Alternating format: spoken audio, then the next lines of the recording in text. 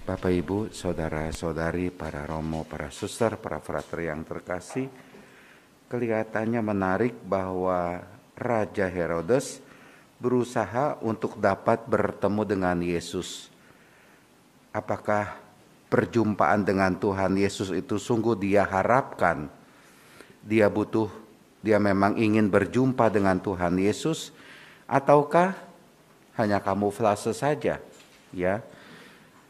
Karena Raja Herodes itu punya penasaran.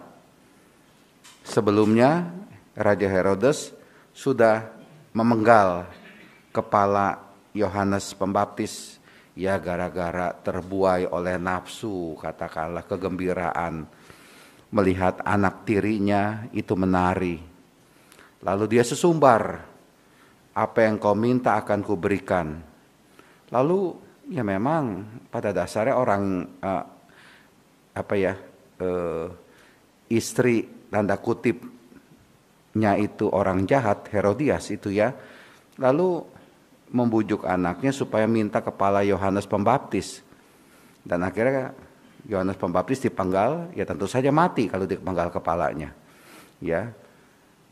Dan akhirnya Herodes agak penasaran juga ketika dia mendengar bahwa Yohanes yang sudah mati itu bangkit. Dari sini sederhana saja, ya jangan berbuat jahatlah kepada orang lain. Hati-hati sebelum mau berbuat jahat, berbuat dosa kepada orang lain, pikirkanlah akibatnya. Akibatnya itu bisa datang dengan seketika atau dalam waktu ya tinggal tunggu waktu aja. Akibatnya itu apa? Ya mungkin di penjara. Penyesalan karena dia sadar bahwa salah melangkah, salah bertindak, salah berbuat, tapi sebenarnya ya itulah dia, sederhana saja, hati-hati.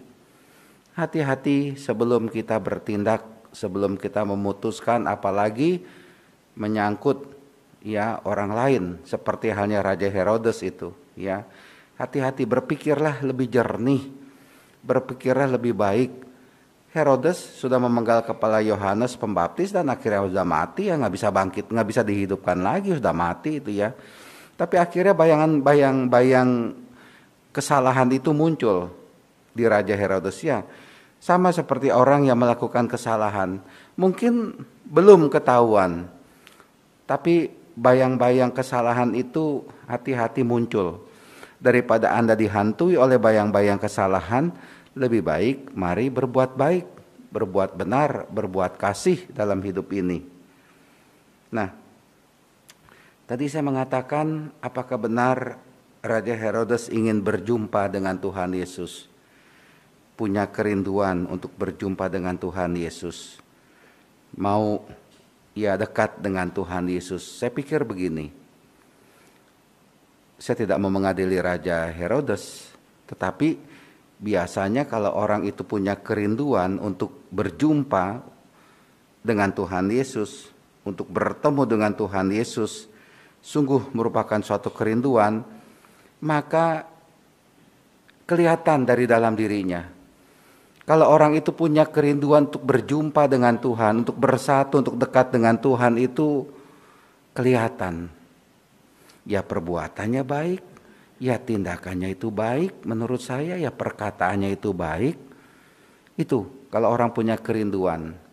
Tapi kalau orang itu tidak punya kerinduan untuk dekat dengan Tuhan, ya kelihatan juga. Perjalanan hidupnya itu diwarnai dengan dosa, diwarnai dengan kesalahan. Ya, dan dia itu merasa jauh, bahkan dia mengatakan atau bisa mengatakan untuk apa saya melakukan kebaikan, kebenaran. Dalam pikiran dia mungkin saja dia mengatakan saya tidak butuh Tuhan, mungkin Tuhan juga tidak ada bagi orang tersebut. Bagi orang-orang yang melakukan dosa dan kerap kali berbuat dosa, yang kerap kali berbuat jahat, itu menurut saya dalam pikiran mereka Tuhan tidak ada. Mereka itu tidak menyadari bahwa Tuhan itu ada. Untuk apa? Ya. Dan dia langgar saja segala perbuatan dosa tersebut. Karena dia tidak butuh Tuhan. Nah, maka dari itu, bagi kita sekalian yang mau kita tiru adalah hal-hal yang baik lah. Ya. Kalau kita sungguh yang ikut misa pada hari ini lumayan banyak ini, ada di dalam ruangan ini aja 200, 300, 400 orang ada ini ya. Lumayan banyak ini ya.